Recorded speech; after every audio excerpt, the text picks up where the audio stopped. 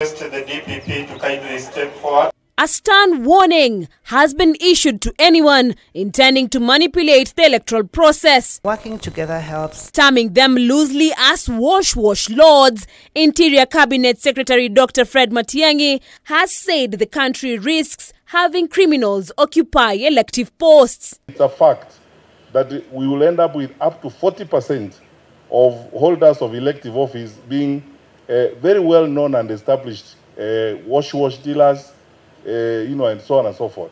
Because those are the ones who are hiring crowds and hiring people from one end of the country to another end.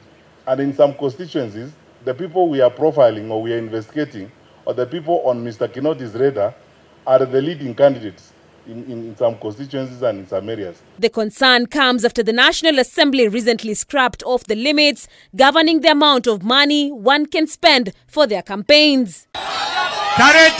According to the 2022 campaign spending limits that had been issued a while back by the Independent Electoral and Boundaries Commission, presidential candidates were allowed to spend up to 4.4 billion Kenya shillings, while political parties could spend up to 17 billion Kenya shillings.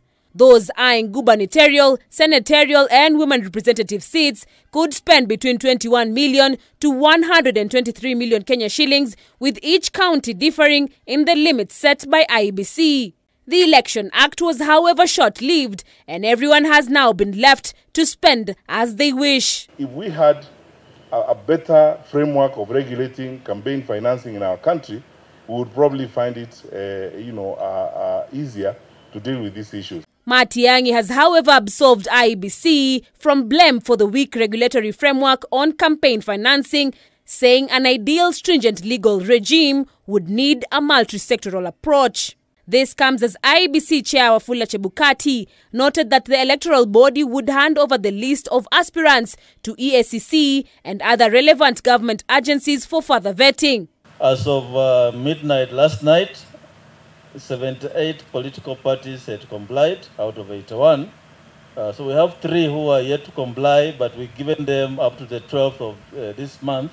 To secure the election, the Interior CS Matiangi says that at least 10,000 specialized officers have been mobilized and deployed, involving the police, prison officers, wardens from the Kenya Wildlife and Kenya Forest Services, among others. Harriet Chimea, Punchline.